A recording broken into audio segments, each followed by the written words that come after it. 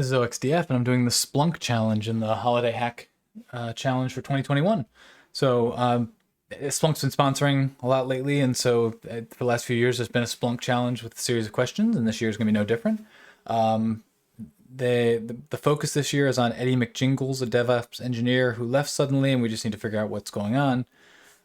So with that, we will dive in. There's looks like 8 tasks assigned to me here. And they gave me some sample searches too, so all events, process creation, network connections, etc. So with that, we will look at the first question. So capture the commands Eddie ran most often, starting with git. Looking only at his process launches reported by sysmon, report the most common git-related search. And so that's going to be pretty simple. Let's start here with these process creation example task. So basically, we're dealing with the main index. Journal D is the sysmon configuration for this is the Windows source. Event code 1 is where for process creation. So we all look that looks pretty good. There's 4,000 events here. If we come just here and just try putting git in here, we go down to 87 events, which is good, but not the great.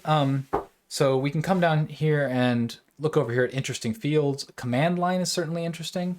I wonder if we can see, we click right here and actually right away we get the top values, the top 10 values in this field are git status. So I feel pretty confident that's the answer. I also could come up here and put in a stats count by command line like that. And it would give me the same thing. Oh, let's see. And then we need to, I think, sort minus count, I believe it is. Here we go. And so now we get the same thing. We can see all the command lines, but the one that shows up the most common is git status. Let's go over here and put that in. It makes perfect sense. That's what I use the most when I'm using git.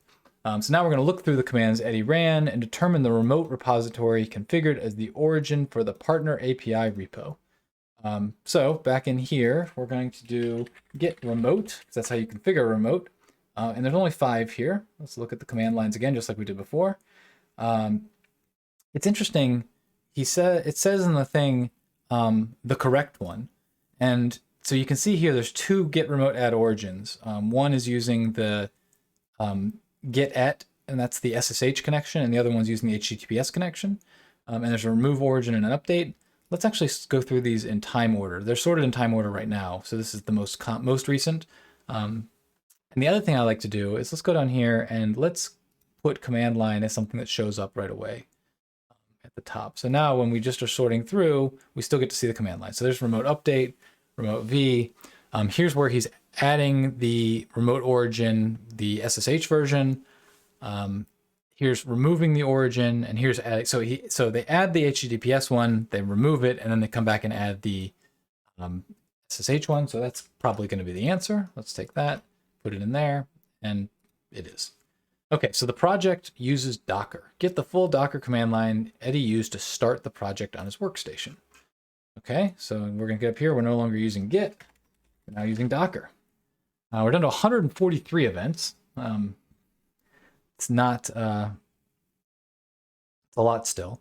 We can see if we can get a little more granularity by doing a search on command line equals star docker star. See if that helps us any.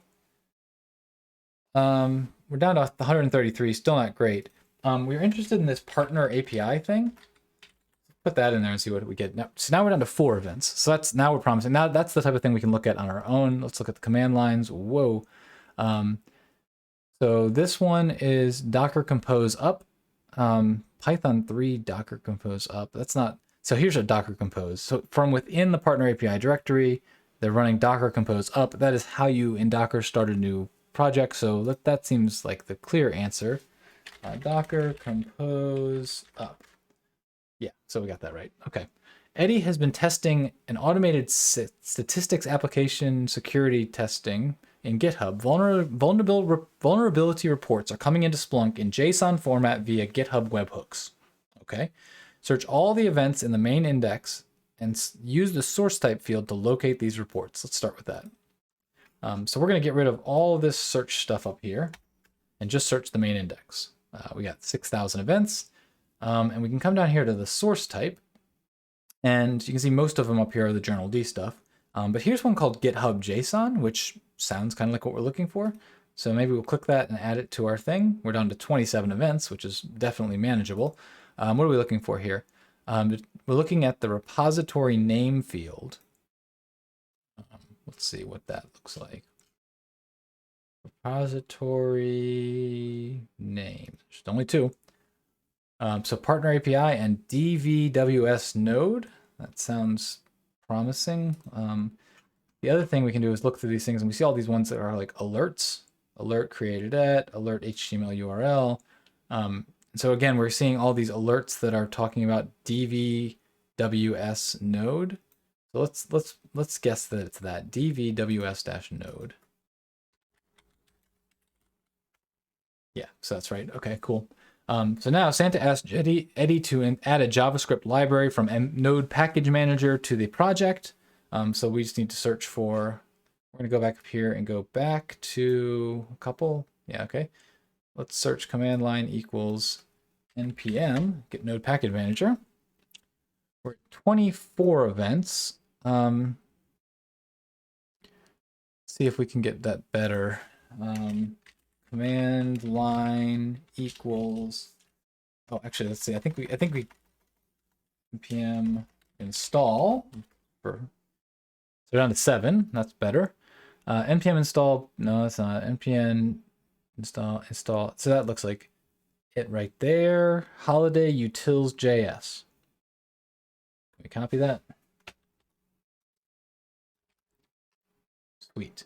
And so basically right there, I was just looking at all these npm install commands and looking for one that actually involved a new package. And that's what, here it is again, holiday utils.js. So one of those two.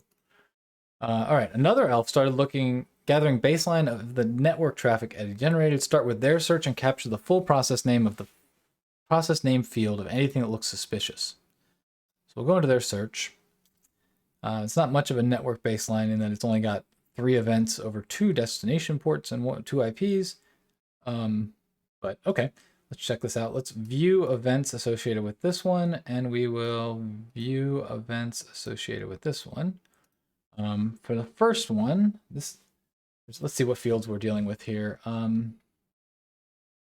Image looks promising. Yeah, let's look at the image. Let's check that to bring it up.